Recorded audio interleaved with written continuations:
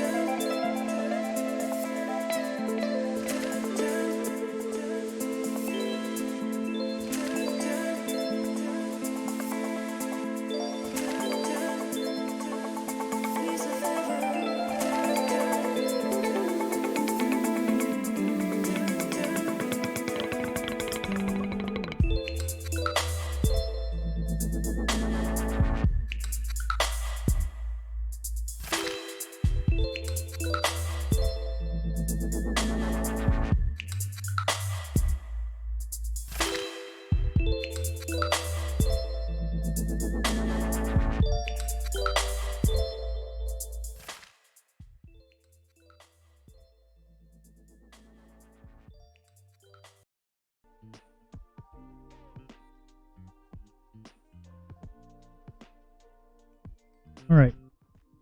Sorry, you had to bear with the glitching. I'm using a background, a chroma key background. So I want to go ahead and mention to people that subscribe. Thanks to everybody that subscribed to the channel. Yorkie Lover, Jamie Swim, Mr. Grumpy, George Papa to Isaac, Murphy's Law, Marcia G, Awakened by the Looking Glass Reflection, Tim Stark, Christopher York, Mike Johnson, Anna Van Put, Anthony Booth, and Kelly B. Thank you guys all for subscribing to the channel. I'm fairly small. Like I said, this is a podcast, just a live podcast. I've been doing podcasts for a really long time. And then I kind of just walked away from it and started back up again. So I just decided to start streaming. So, like I said, the chat's open. You can chat in there. If you subscribe, it'll pop up on the screen as well. I will also put a link to the podcast in the description. whenever I'm done doing this. I'll have to upload it, and then I will put it in the description below, along with all the articles that I'm about to read. So, this first article says, Visa warns of POS malware incidents at gas pumps across North America. So I'm going to cover a lot of stuff, and this stuff is probably from yesterday. I had a situation here. All my settings in OBS crashed. I had to start over from scratch. My mic levels, everything. So I haven't even read a whole lot of news today. So I'm going to go over stuff that happened yesterday. So I tend to cover a lot of tech stuff. I cover war stuff, rioting stuff, just different topics like that. And then if something breaks or goes crazy, then I'll cover that stuff as well. So if you guys don't know what a point of sale is, this is not anything new. It's actually happened here. I think my brother-in-law was a victim of it. But people put skimmers in the gas station pump, or at the gas pump inside of the credit card machine at the gas pump. That's why my wife and I always walk in.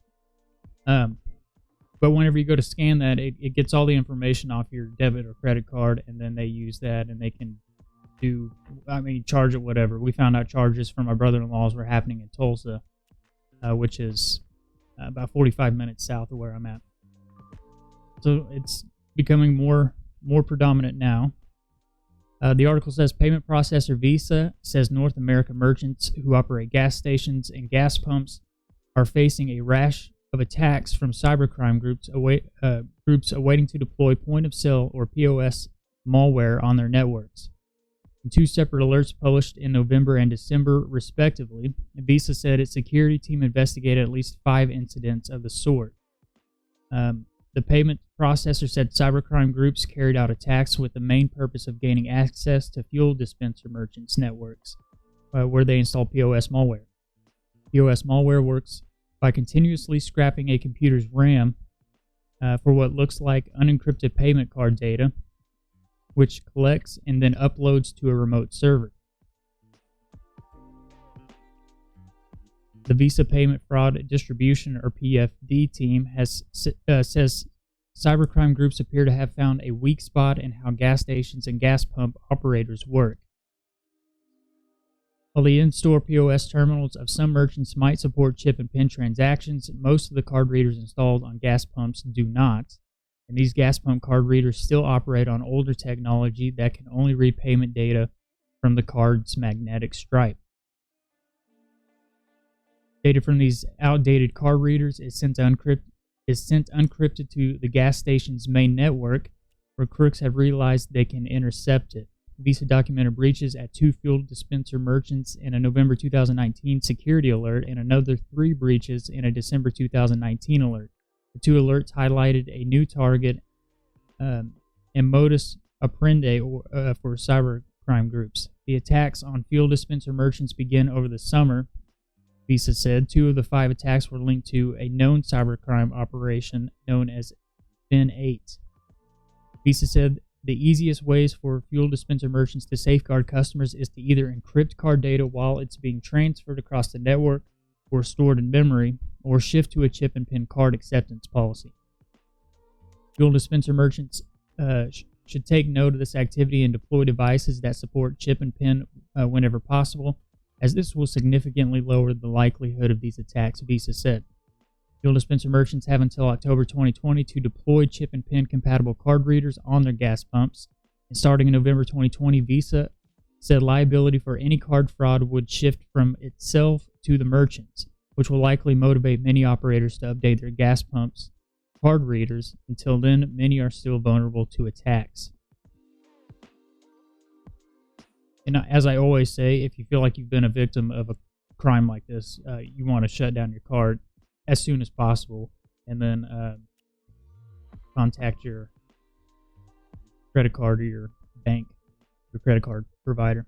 So this was $88,000. This guy, as far as criminality goes, this guy's idiocracy takes the cake.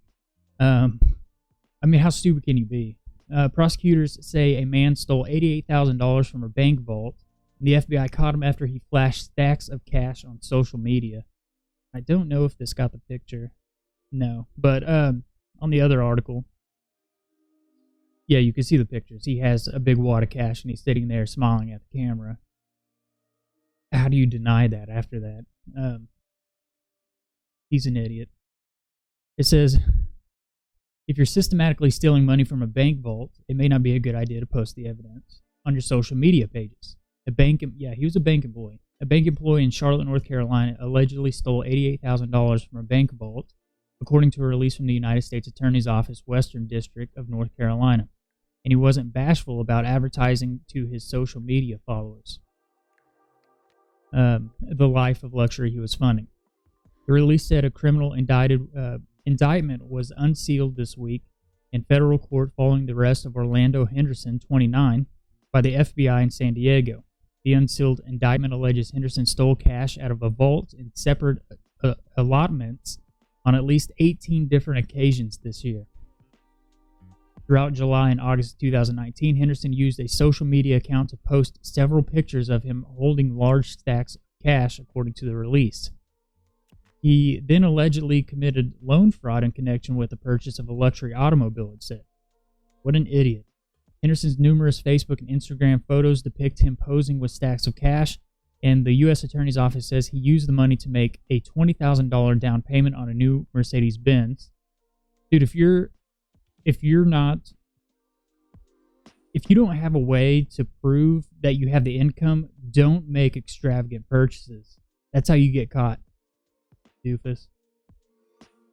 He allegedly also falsified bank documents to obtain a car loan from another financial institution to cover the remaining balance of the vehicle, prosecutor said. Henderson's Facebook and Instagram posts from September show him posing with a white Mercedes-Benz in Hollywood, California, and he was arrested about 3 months later on December the 4th. And then, CNN reached out to him. No comment. According to the details of the indictment contained in the release, Henderson allegedly took bank customers' cash deposits out of the bank vault for months. Many of those times he deposited money into an ATM near the bank where he worked, according to the release. See what I mean by this guy takes the cake for the biggest idiots on the criminal mind. This guy's just dumb. I make it look easy, but this shit really a process, he wrote in a Facebook post, part of a string in which he talked about building his brand, quote brand. That post showed him holding a stack of money and smoking a cigarette. Detailing information from the indictment, the release says that Henderson destroyed certain documents and that he made or caused others to make false entries into bank books and records to cover up the theft. And I guarantee he's going to drop a dime on them, and they're going to go down with him, because that's what they all do. Says he could face decades in prison. Henderson has been charged with 19 counts of theft, embezzlement, and misapplication, along with 12 counts of making false entries and 2 counts of financial institution fraud. Those crimes carry a maximum penalty of 30 years and $1 million fine. He also is charged with transactional money laundering, which carries a penalty of 10 years behind bars and $250,000 fine. He appeared in U.S. District Court in Southern California earlier this month, according to the release, with a case set to be tried in North Carolina by the U.S. Attorney's Office in Charlotte. You are not a smart individual, sir. But I'm going to tell you this. If you did that and then you bragged about it, don't bring anyone else into it. But it sounds to me like you probably already told on everybody that were your partners there in crime. So I talk about PG&E, and I did a video on them, and then I said that this was part of Agenda 21 in a way that the government will try to take over the commodities from the people. So, they went through the bankruptcy process. There's rumors out there that Rothschilds own part of PG&E. Don't know if that's true or not. And then, people who watched the video said that they were tired of it over there, and that they had even came up with a petition you could sign where you could remove him out of office. So people were pretty upset with what's going on over there. So this article here is from December the 14th. It says California Governor Gavin Newsom was expected to decide late on Friday whether a bankruptcy reorganization plan submitted by PG&E Corp., the state's largest investor-owned utility company, complies with the recent enacted state wildlife law. From what I understand, well, this is what some of the people believe. And I'm just saying what someone believes. This isn't me speculating or saying that it's true. But people over there in California said that he and some of his goons, or he hired some goons, or him and some of his goons were kicking brush under some of these exposed power lines where some of these fires are starting. Had the brush been cleaned away properly, like it was supposed to be maintained by PG&E or the city or whoever maintains the property over there, they believe that a lot of those fires wouldn't have broken out. So that's what they believe, and that's why they want to remove him, or some of the people want to remove him. Yeah, I saw that. Yes, I actually did a video on. Hey, Chuck. I actually did a video on that on DEWs. Got to go check it out. It's an older one, but yeah, I did one on direct energy weapons. And some people speculate that that's what the cause of the fires are direct energy weapons. Who knows? Where we sit now, that may be a conspiracy. It says the state utility has until midnight on Friday to inform PG&E of its plan, including a $13.5 billion settlement with victims of wildfires blamed on the company's power lines. Meets criteria established under the statute known as Assembly Bill 1054, which was enacted in July. Newsom was expected to make a public statement on the reorganization plan on Friday night, according to a spokesman for the governor, Nathan Click. The law requires the utility under reorganization to show improved safety and operating its transmission lines, progress towards achieving state clean energy goals, and fair treatment of ratepayers. Otherwise, the state might take action on its own and force a restructuring. This is what I mean by the governmental overlords taking possession of your commodities, such as, natural gas, electricity. And then I think it's how they're going to try to roll out this whole green initiative, which is part of Agenda 2030. If you don't know, I did a video on that also, and you can go watch that, and it goes through all the crap explaining what Agenda 21 is, also known as now Agenda 2030.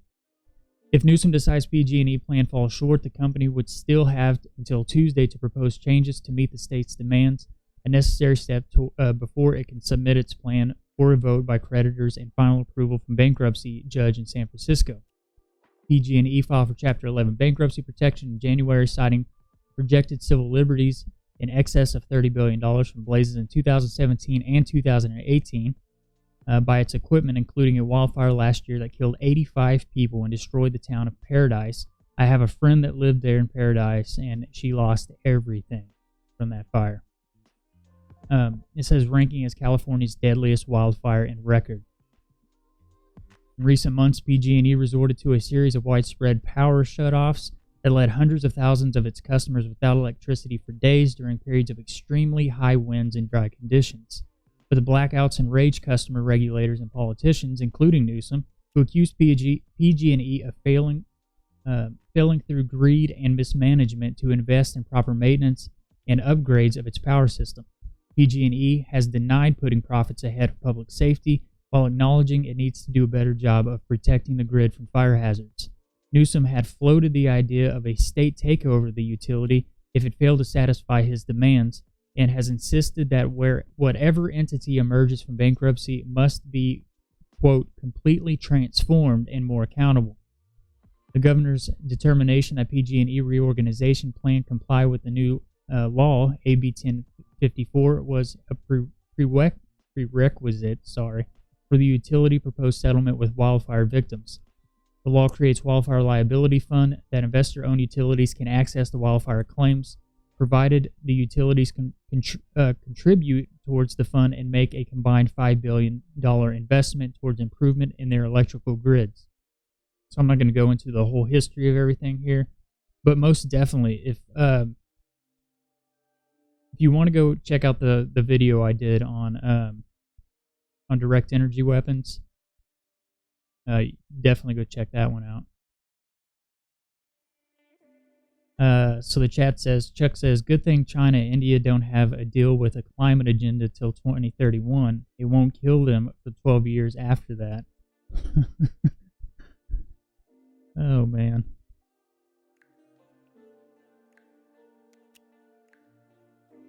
I think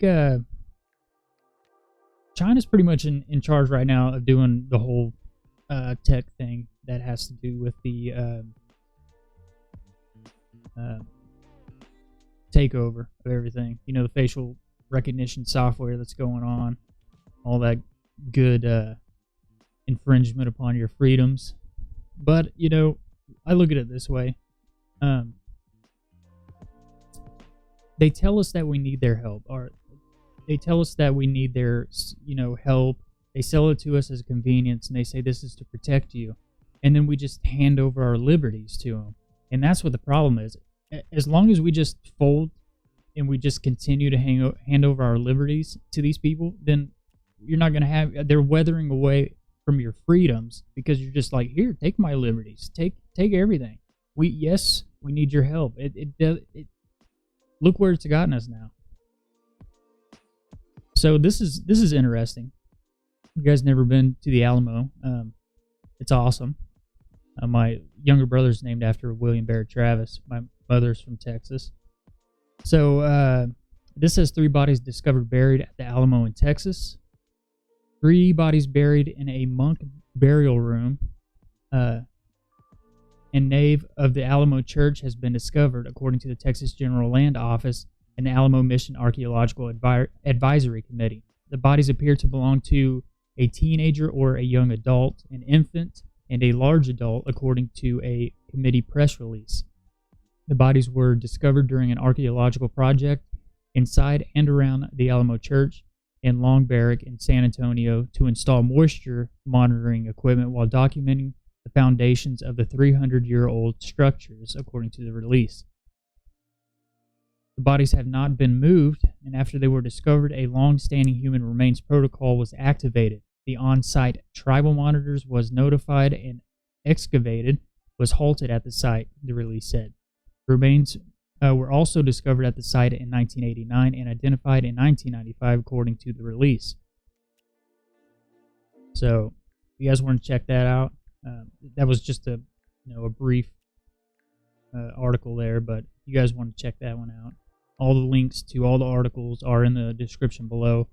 Like I said, you can listen to this in podcast form afterwards, and I'll post after I get it all edited and uploaded to my podcast platform. Then I'll put the link in the description as well. So this is interesting, and this is the second time this has happened within a couple of months. Not in the same area, but hang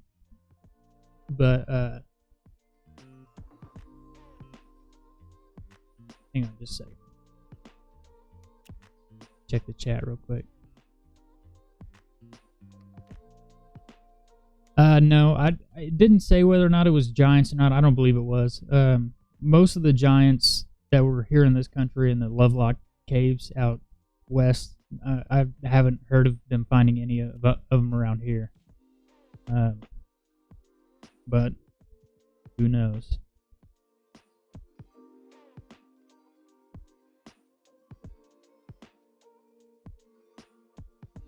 So, like I said, this has happened recently. They had another one of these incidents happen, I guess, a month or two ago, where they found one of these. I got to be careful about saying that word on here. They found one of these, and they evacuated a whole town. The airspace above where they found it, well, they found another one. And this says a World War II BOMB discovered prompts evacuation of 54,000 from southern Italy town. It says about 54,000 people were ordered to evacuate the southern Italy town of Brindisi, I guess that's how you pronounce it, on Sunday as experts were called to defuse a World War II explosive discovered last month in a movie theater that was under renovation, according to a report.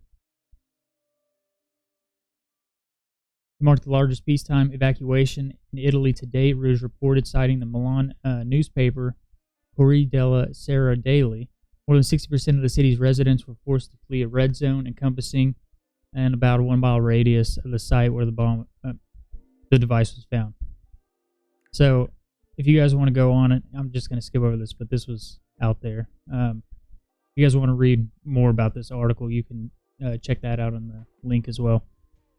So, all of these cyber attacks happening. I read of one in the beginning, which is, point of sale software that they use to extract your credit card and banking information. That's not new information. That's been going on for a while. They find skimmers all the time, especially around here for some reason. People like to skim credit cards. We also know that New Orleans is being held basically for ransom by whoever attacked that. We don't necessarily know who it is, but I think it's funny they ask for money in pounds.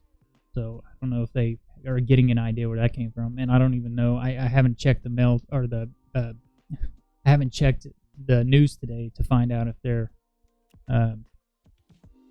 they've paid the ransom yet, or whatever's going on there. So this one comes out. Iran foils second cyber attack in a week.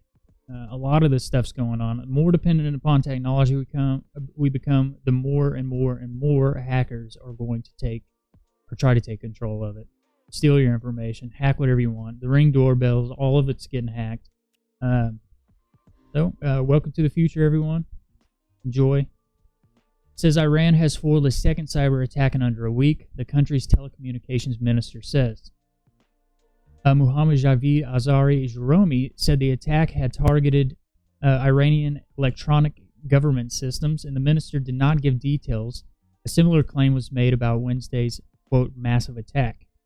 In June this year, Iran's weapon system came under a cyber attack, U.S. media reports suggested. And what was attacked in Iran this time? Mr. Jahromi made an announcement of a second attack this week on Twitter.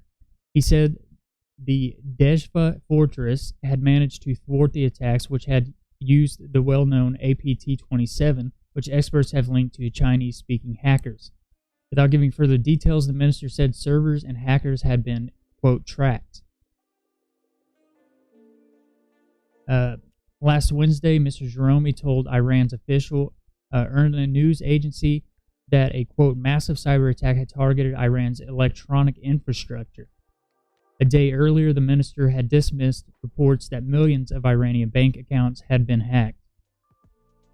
Why did the U.S. attack Iran in June? According to the Washington Post newspaper, the U.S. attack in June as President Trump pulled out of the airstrike on the country, disabled computer systems controlling rocket and missile launchers. It was in retaliation for the shooting down of a U.S. drone as well as attacks on oil tankers that the U.S. has blamed on Iran for, the New York Times said. The U.S. is set to impose further sanctions on Iran that President Trump has described as, quote, major. He said the sanctions were needed to prevent Tehran from obtaining nuclear weapons, and economic pressure would be maintained unless Tehran changed course. Tensions between the U.S. and Iran have risen since the U.S. last year pulled out of a 2015 nuclear deal between Iran and the world powers and reinstated sanctions, triggering an economic meltdown in Iran. As you know, people are blaming the government of Iran, not necessarily us, but they're blaming the government of Iran for the sanctions that were put on Iran. They're rioting all over the place. The information's minister shut the internet off, so they couldn't get any information out to anyone over here, any of their relatives. And then when they turned the internet back on, we found out that they've killed hundreds to thousands of people that were rioting and protesting. So that's a thing going on over there, which I have an article on some rioting in, I think it's Beirut. The U.S. officials have also accused Iranian regime actors and their proxies of, quote, malicious cyber activity directed at U.S. industries and government agencies. Like I said, this is like the wave of the future. It's like, I guess, modern warfare is what they do now. It says, this article says the US and NATO are preparing for Russia to go after troops in the field and at home. So this is an interesting article. I read a little bit of this.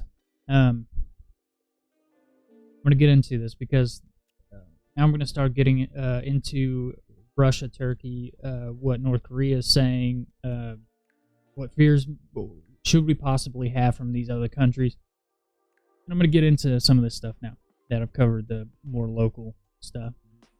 It says at the beginning of 2017, after Dutch fighter pilots deployed to Lithuania at a Baltic air policing rotation called home using their own phones, their families started getting sinister phone calls. The men on calls made with prepaid SIM cards spoke English with Russian accents, according to reports in the Dutch media, and would ask the recipients questions like, "Do you know what your partner is doing there?" and, quote, "Wouldn't it be better if he left?" Later that summer, after U.S. Army Lieutenant Colonel Christopher L. Hero took command of NATO base in Poland, he returned to his truck after a drill to find someone had breached his personal iPhone, turning on lost mode and trying to get around a second password using Russian IP address. It had a little Apple map, and in the center of the map was Moscow. Hero, I guess that's his name, who was stationed not far from a major Russian military base, told the Wall Street Journal in 2017. Quote, "It said somebody is trying to access your iPhone." It says those incidents and others like them reflect ongoing efforts by Russians to misinform and intimidate civilians and troops in Europe and abroad. Malign influence is of a great concern specifically in the information domain. U.S. Air Force General Todd Walters, head of the U.S. European Command, told reports at a defense writers group breakfast in Washington, D.C. on Tuesday. A comprehensive defense involves air, land, sea, space, and cyberspace, which are the 5 domains that we recognize in NATO, Walters added. But on the fringes of those domains, he said, is a hybrid activity, and part of a hybrid activity happens to be information operators, and from a malign influence standpoint, we see that often from Russia. So, several soldiers under Hero's command had their phones or social media accounts hacked, according to the Journal. Walters, who took over European Command in May of 2019, said U.S. personnel and families under his command hadn't been targeted with that kind of harassment. Spokesmen for British and French contingents deployed to the Baltics have recently said the same of their troops, but they have encountered, quote, misinformation put out by Russian media, including state-backed television channel RT-TV. If they're part of U.S. EUCOM and they're in Europe and they happen to see RT-TV, this is a classic example of misinformation, Walter said.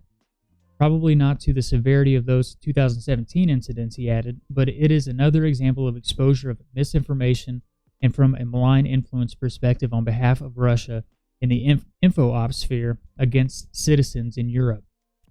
Misinformation campaigns are central to Russia's strategy on and off the battlefield, as the 2016 U.S. elections interface showed, and not limited to whoever happens to be watching RT. In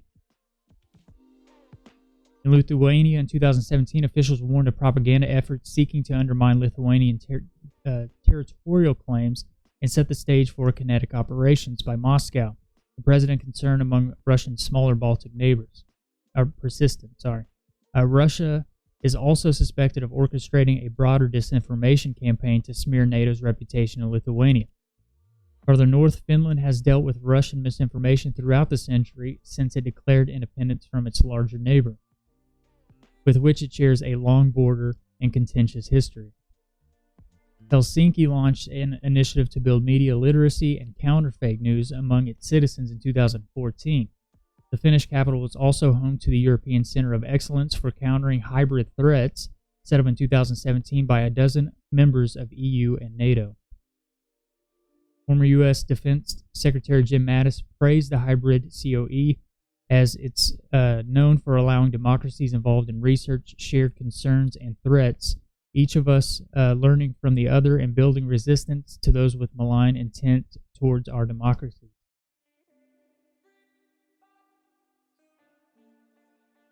While Walters said personnel under his command haven't experienced the kind of electronic interference since 2007, it's something they should expect and prepare for, according to Ken Giles, a senior consulting fellow with the Russian in Eurasia program at the British think tank Chatham House, who called those 2017 incidents unprecedented recent times. NATO forces should by now be training and exercising with the assumption that they will be under not only electronic and cyber attack, but also individual and personalized information attacks, including exploitation of personal data harvested from any connected device brought into the operational area, Giles wrote in August. Walter said his command and its European partners are working together to prepare troops to face and thwart that kind of assault.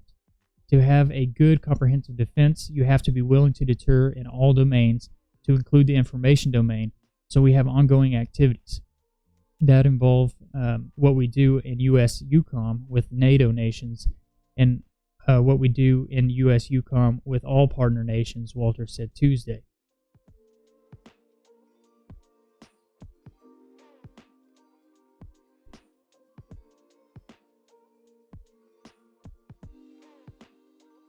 So if you want to read more into this article, the link is in the description. You can go there and check it out. Pretty much cyber attacks happening everywhere.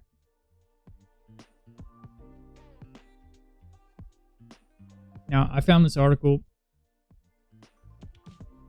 yesterday, I believe it was, and other guys started posting this.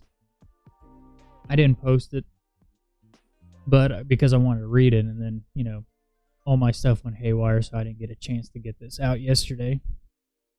But this article says, should America fear North Korean EMP attack in 2020? It says analysts like Jack Liu and Jeffrey Lewis are to be commended for their interest in educating the public about North Korea's missile and nuclear programs and endeavoring to provide the readers with informed analysis.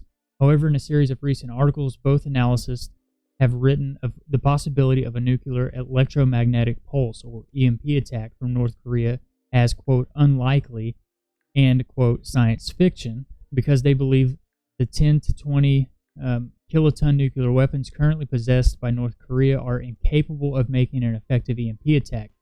This dismisses the consensus view of EMP experts who have advanced degrees in physics and electroengineering, along with several decades of experience in the field, with access to classified data throughout that time, and who have conducted EMP tests on a wide variety of electromagnetic systems beginning in 1963. By way of background, the Commission to assess the threat to the United States from electromagnetic pulse attacks was established by Congress in 2001 to advise the Congress, the President, the Department of Defense, and other departments and agencies of the U.S. government on the nuclear EMP threat to military systems and civilian infrastructures. The EMP Commission was reestablished in 2015 with its chapter broadened to include natural EMP from solar storms, or CMEs, coronal mass ejections, all mandate EMP threats, cyber attacks, sabotage, and combined arms cyber warfare, and the EMP Commission Charter gives it access to all relevant classified and unclassified data and the power to levy analysis upon the Department of Defense. In the interest of better informing 38 North readers about the EMP threat, we offer this commentary to correct errors of fact analysis and myths about EMP. So, primitive and super EMP nuclear weapons are both EMP threats. The EMP Commission finds that even primitive, low-yield nuclear weapons are such a significant EMP threat that rogue states like North Korea or terrorists may well prefer using a nuclear weapon for EMP attack instead of destroying a city. In 2004 report, the Commission cautioned, quote, certain types of relatively low-yield nuclear weapons can be employed to generate potentially catastrophic EMP effects over wide geographic areas, and designs for variants of such weapons may have been illicitly trafficked for a quarter century. In 2004, two Russian generals, both EMP experts, warned the EMP Commission that the design for a Russian super EMP warhead capable of generating high-intensity EMP fields of 200,000 volts per meter was, quote, accidentally transferred to North Korea, and that due to, quote, a brain drain, Russia scientists were in North Korea helping with their missile and nuclear weapons programs. South Korean military intelligence told their press that Russian scientists are in North Korea helping develop an EMP nuclear weapon. In 2013, a Chinese military commentator stated North Korea has super EMP nuclear weapons. Super EMP weapons are low yield and designed to produce not a big kinetic explosion, but rather a high level of gamma rays, which generate the high frequency E1 EMP that is most damaging to the broadest range of electronics. North Korean nuclear tests, including the first in 2006, which was predicted to the EMP Commission 2 years in advance by the two Russian EMP experts, mostly have yields consistent with the size of a super EMP weapon. The Russian general's accurate prediction of when the North would perform its first nuclear test and the yield being consistent with a super EMP weapon indicates their warning about North Korea's super EMP weapon should be taken very seriously. EMP threat from satellites. So this is an interesting one here. While most analysts are fixated on when the future of North Korea will develop highly reliable intercontinental ballistic missiles, guidance systems, and re-entry vehicles capable of striking a U.S. city, the present threat from EMP is largely ignored. An EMP attack does not require an accurate guidance system because the area of effect, having a radius of hundreds or thousands of kilometers, is so large. No re-entry vehicle is needed because the warhead is detonated at high altitude above the atmosphere. Missile reliability matters little because only one missile has to work to make an EMP attack. For instance, North Korea can make an EMP attack against the United States by launching a short-range missile off the freighter or submarine, or by lofting a warhead to 30 kilometers burst height by balloon. While such lower altitude EMP attacks would not cover the whole U.S. mainland, as would attack at higher altitude, 300 kilometers, even a balloon-lofted warhead detonated at 30 kilometers altitude could black out the eastern grid that supports most of the population and generate 75% of U.S. electricity. Moreover, an EMP attack could be made by North Korea's satellite. The design of an EMP or even a super EMP weapon could be relatively small and lightweight, resembling the USW-79 Enhanced Radiation Warhead nuclear artillery shell of the 1980s, designed in the 1950s. Such a device could fit inside North Korea's, I'm not even going to try to pronounce that word right there. That deal right there. And their which are satellites that are presently orbit the Earth. The south polar trajectory of the KMS-3 and the KMS-4 evades the ballistic missile early warning radars and national missile defense, resembling a Russian secret weapon developed during the Cold War called the Fractional Orbital Bombardment System, or FOBS, that would have used a nuclear-armed satellite to make a surprise EMP attack on the United States. Kim Jong-un has threatened to reduce the United States to, quote, ashes with, quote, nuclear thunderbolts, and threatened to retaliate for U.S. diplomatic and military pressure by ordering officials and scientists to complete preparations for a satellite launch as soon as possible, amid the enemy's harsh sanctions and moves to stifle the North. Going hard. So this is addressing misinformation. It says recent assessments by Jeffrey Lewis and Jack Liu regarding North Korea's EMP capabilities have some fundamental flaws. For starters, in this article, Jeffrey Lewis claimed that just one string of streetlights failed in Honolulu during the 1962 Starfish Prime high-altitude nuclear test, and that this is proof of EMP's harmlessness. In fact, the EMP knocked out 36 string of lights, caused a telecommunications microwave relay station to fail, buried out HF radio links used for long-distance communications, set off burglar alarms, and caused other damage. The Hawaiian Islands also did not experience a catastrophic protracted blackout because they were on the far edge of the EMP field contour, where the effects are weakest, are surrounded by an ocean which mitigates EMP effects, and we're still in an age dominated by vacuum tube electronics. In addition, the low-pulse E3 component of the EMP waveform only couples effectively to very long electric power transmission lines present on large continents, but were in short supply in Hawaii. Starfish Prime was not the only test of this kind. Russia in 1961-62 also conducted a series of high-altitude nuclear bursts to test EMP effects over Kazakhstan, an industrialized area nearly as large as Western Europe. That test damaged the Kazakh electric grid. Moreover, modern electronics, in part because they are designed to operate at a much lower voltages, are much more vulnerable to EMP than the electronics of the 1962 exposed to Starfish Prime and the Kazakh nuclear test. A similar EMP event over the U.S. today would be an existential threat.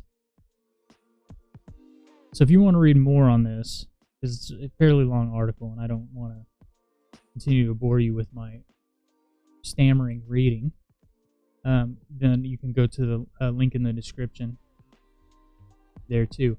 I'm going to say this, and because I watch them, if you just go to Marfugel News, I think it's marfugelnews.com. Just go there. He has a deal on EMP. It's basically a device that's created in Kansas. It'll protect you from EMP blasts. You can put them on your generators, your house, your cars, and all those things. They're tested, approved. They work with the government. Go to his website. You get a discount. He'll help you out with that stuff. Shout out to him. I plan on getting some soon. So this here is Lebanon crisis. Dozens hurt as police and protests clash in Beirut. So clashes between riot police and anti-government protesters in Lebanese capital of Beirut have left dozens of people wounded, witnesses say. The violence began as demonstrators who had been attacked during a sit-in by masked counter-protesters tried to move into a square near Parliament. Police fired tear gas and rubber bullets while protesters threw stones. At least 20 officers were also wounded. Protests over economic mismanagement by the ruling elite began in October, and Saturday's events are some of the worst violence since the largely peaceful protests started. They triggered the resignation of the Prime Minister, Saad al-Hariri, or al-Hariri, I guess, I'm not sure. But talks to form a new government are deadlocked. It was a very peaceful protest. Everyone was singing chants that were one people, that were all peaceful, and then some of the young guys pushed one of the fences that separated us. Mona Falls, who was at the protest, told BBC. We saw an enormous amount of police come out and really disperse us, push us, and then they started firing tear gas on us. There was really no reason for all this demonstration of force. Riot police and security forces have been deployed in large numbers in Beirut, chasing demonstrators, beating and detaining some of them, Reuters news agency reported. Some protesters tried to push through steel barriers, blocking the way to Parliament and government buildings, and clashes continued late into Saturday night. The Lebanese civil defense said it had treated 54 people for injuries, taking more than half to hospital. It was not clear whether they were all civilians. Protests have been the largest seen in Lebanon in more than a decade, and they have cut across the sectarian lines, a rare phenomenon since the devastating 1975-1990 civil war ended and involved people from all sectors of society. Demonstrators are angry at their leaders' failure to deal with stagnant economy, raising prices, high unemployment, dire public services, and corruption. Their demands include to end the government corruption and to overhaul the political system and the formation of the independent non-sectarian cabinet. Talks between President Michael Aoun and parliamentary blocs to name a new prime minister were expected to be held on Monday. So I say this always, and some people that watch this might not care and say that they're over there. These people want things that we take for granted. and they want freedom. They want a striving economy. They want to be able to be prosperous, and they're doing what we have rights under the Constitution to do, and that's peaceful protest. And in a lot of these dictatorial governments, they're not allowed to have that freedom of speech that we have and often sometimes abuse. So I always say, pray for these people, regardless if you align with their religious ideology or not. At the end of the day, we're all human beings. So I will pray for them, and I hope that you guys will also pray for them as well. This article says U.S. envoy arrives in South Korea as Pyongyang ramps up pressure. So Stephen Biegun, the U.S. Special Envoy for North Korea, arrived in South Korea on Saturday as Pyongyang stepped up pressure on Washington to make concessions to revive stalled denuclearization talks ahead of a year-end deadline. Biegun's arrival came a day after North Korea said it made another, quote, crucial test at a rocket launch site to develop a strategic weapon to deter U.S. nuclear threats. Analysts said such threats could help North Korea build more reliable intercontinental ballistic missiles, or ICBMs, capable of reaching the United States. Biegun did not make any comments upon arrival at the airport near Seoul on Sunday afternoon. Biegun's plans to meet with South Korean President Moon Jae-in on Monday as a part of his three-day stay before leaving for Tokyo to consult with his Japanese counterpart. It is unclear whether he will meet with North Korean officials at the inter-Korean border. Biegun's trip led to speculation he might try to salvage negotiations, reaching out to North Korea or by publicly sending a message. North Korean leader Kim Jong-un and U.S. President Donald Trump met 3 times since last year to negotiate an end of Pyongyang's nuclear and missile programs, but there has been scant progress. North Korea has vowed to take unspecified, quote, new path if the United States fails to address its demands before the end of the year.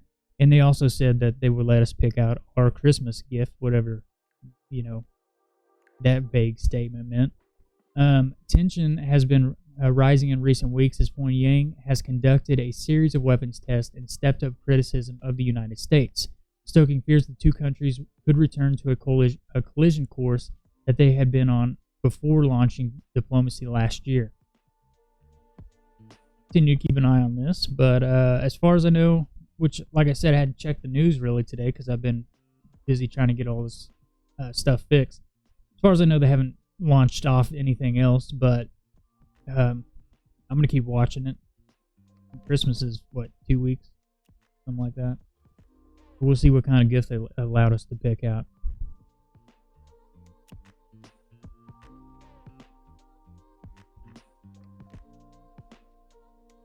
This article says, now I'm going to get into the stuff with Turkey.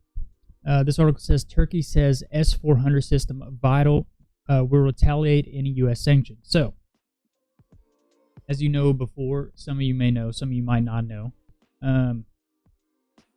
Turkey bought S-400s, I think from Russia. I think that was in 2016. It's one of my videos. And then they've had them, and then they said that they were going to test them, and this was like 2-3 weeks ago. And then the U.S. said, well, you don't need to be testing those things. And Erdogan, the Turkey government, went ahead and tested them. So now we're getting into more stuff that's going on, more beef. Erdogan always says he's going to buck the system pretty much whenever he's told not to do anything. So it's going to get crazy. I've always thought this for a long time, and I've said it for over a decade. I think that Turkey is going to be one of the countries that are the catalyst for what happens over in the Middle East, whether it be through proxy or direct retaliation or initiation. I think that they will probably be the catalyst for the WWII that's going to happen over in the Middle East. Just always had that feeling. So Turkey says S-400 system is, quote, vital and will retaliate any U.S. sanctions. And also, after he got the U.S. sanctions the first time, he went to Xi Jinping and he got money from him not a whole lot of people covered that. I think Dabu covered it. Some other guys I watched didn't cover it, but they're also, Dabu covers it, but some other guys don't cover it. They're also opening up trade routes from Asia through the Middle East into Russia, Venice, different places. And then I guess that's how they're gonna, China's gonna, recoup the payment, is through them opening their borders for their transactions. And then also they signed a huge, it was a bunch of Asian countries came together and signed a trade agreement, and it involved exports to Australia and a bunch of other places. So they're building up over there. They're getting a separation, and they're getting separation and away from so much dependency upon us. And we're starting to see, China become more dominant. Not only, they've been dominating technology for decades, but starting to show themselves a little bit more. Turkey's just popped up, and they're back on the scene, and they hadn't really been on the scene in a long time. And that's why I said this. I believe they're a catalyst, because anytime something starts to pop off, they're the first ones that kind of just come out of nowhere and start with their stuff. So Turkish Foreign Minister Mevlut Husavlu, I can't even pronounce these names, and I'm sorry, has repeated a retaliation threat against any U.S. sanctions over Ankara's purchase of a Russian missile defense system. Speaking at a conference in Qatar's capital, Doha, he said on Saturday that Turkey would not cancel its deal with Russia over the S-400 missile system, whatever the consequences. Oh, yeah, by the way, also, Russia is staging a whole bunch of these S-400 systems along their little continental area by the Arctic over there. So pretty much like a ground-to-air defense missile system, like a rather large version of the Iron Dome. Sanctions and threatening language never work, but if sanctions are placed, Turkey will have to reciprocate, he said on a Doha forum, a 2-day conference billed as a global platform for dialogue. NATO allies Turkey and the United States have been at odds over the former's purchase of the advanced system, which the latter says is not compatible with NATO defenses and is a threat to its F-35 stealth fighter jets. So this week, senators in the U.S. backed legislation to impose sanctions on Turkey over the S-400 deal earlier this year and its recent military operation in northern Syria. The vote, which was immediately condemned by Turkey, was seen as the latest move to push U.S. President Donald Trump to take a harder line against Ankara. The Trump administration has so far not imposed sanctions, despite the president in 2017 signing a sanctions law that mandates financial penalties for countries that do business with Russia's military. Amid already strained bilateral ties, Washington has suspended Ankara from the U.S. F-35 stealth fighter jet program, in which it was a producer and buyer, to penalize it for buying the Russian system. Yet this gentleman said that the first such move between a NATO member and Russia, was a necessity.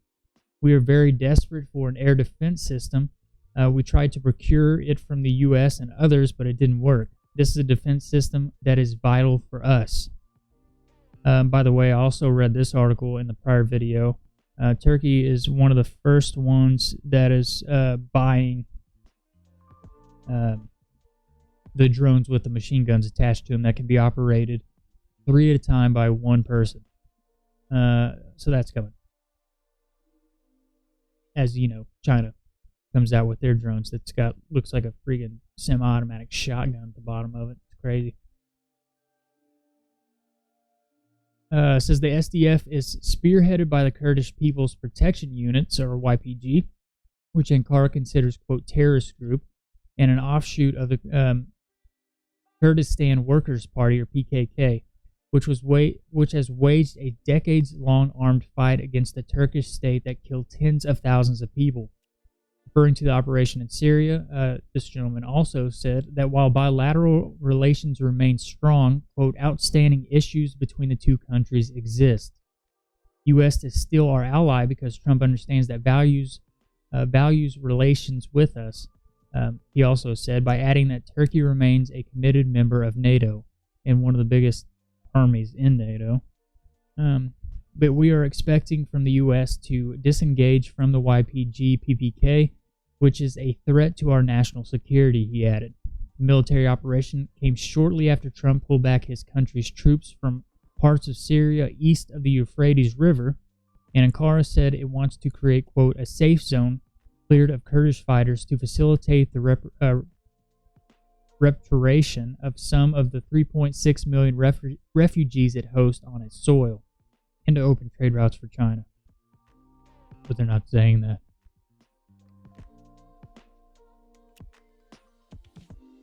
So, there's another article on Turkey.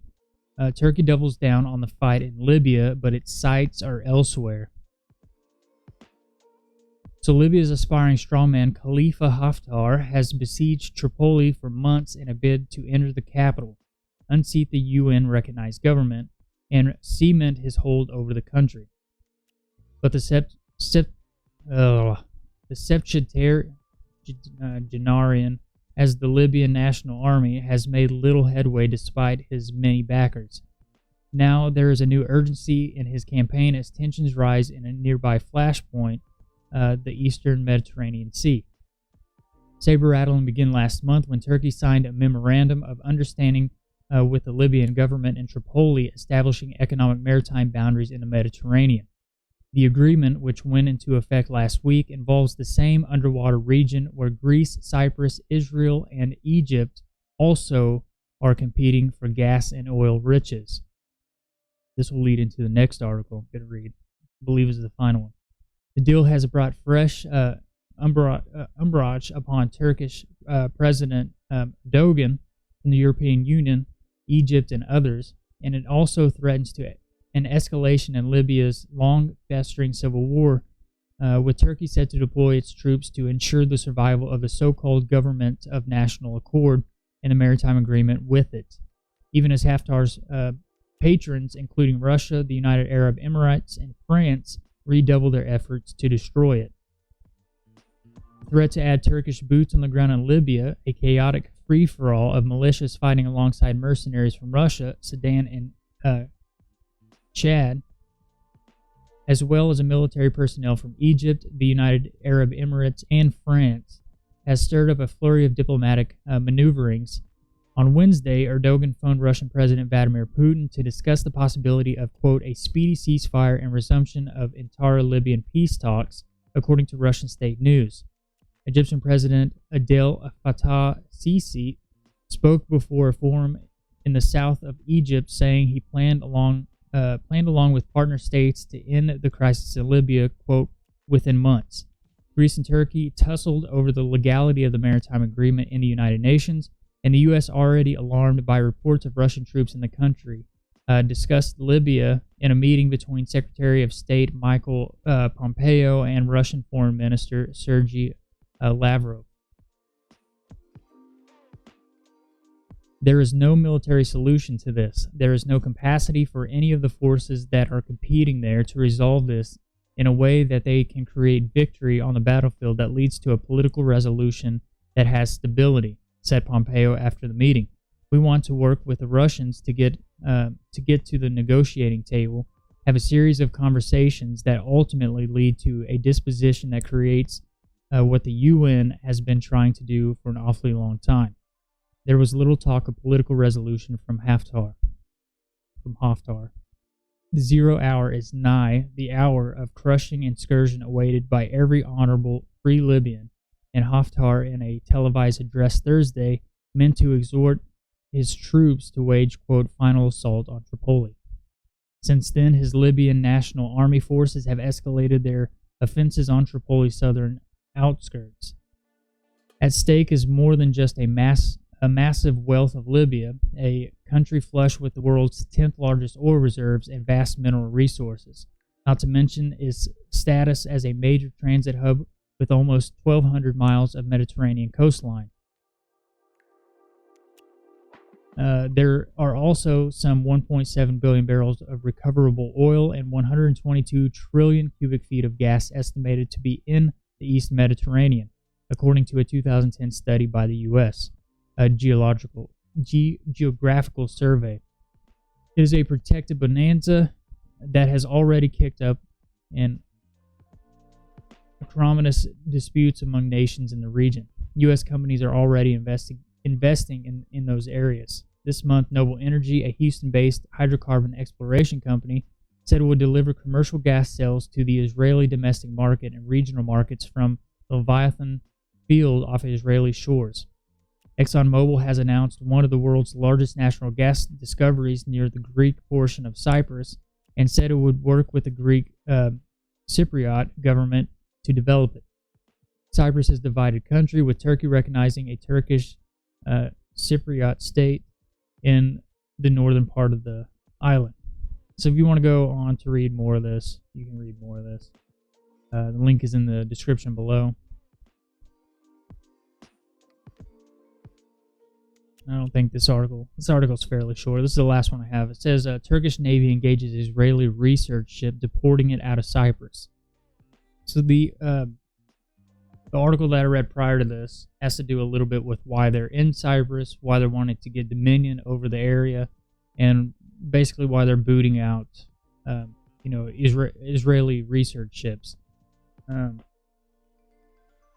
know if they'll end up going at it, but I do know from what scriptures say that this country is, I think it's in Matthew, it says, whenever you see Israel surrounded by its enemies, know that the end is near. Well, they're already surrounded by their enemies, and they have been for a very long time. But one of the most dominant ones in the area is Turkey. And now they're back into this, and now they're,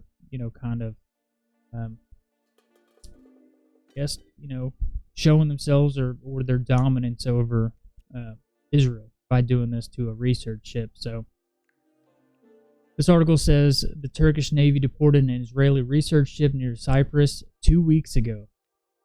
This happened 2 weeks ago.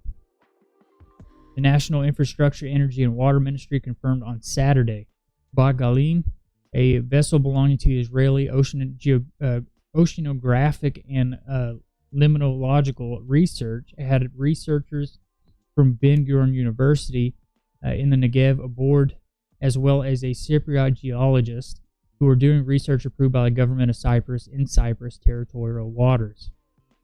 Turkey does not have jurisdiction over the area of the Mediterranean Sea in which the researchers were working, but its navy demanded that Bagalim move further south, as first reported on Channel 13. The incident took place several weeks after Turkey and Libya signed an agreement dividing up authority over the areas of the Mediterranean between their two countries, which ignores Cyprus and Greece's economic rights in the area, granting them to Turkey. The Turkish foreign minister summoned Israel's top diplomat in Ankara earlier this week to inform him that Israel's plans to lay down a natural gas pipeline to Europe in that part of the Mediterranean Sea, in cooperation with Greece and Cyprus, would require Turkey's approval, Channel 3 reported.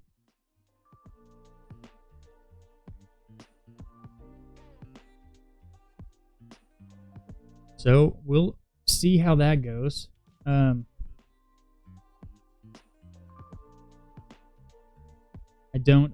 not sure what's going to happen with that, but like I said, I do know Israel will be one of the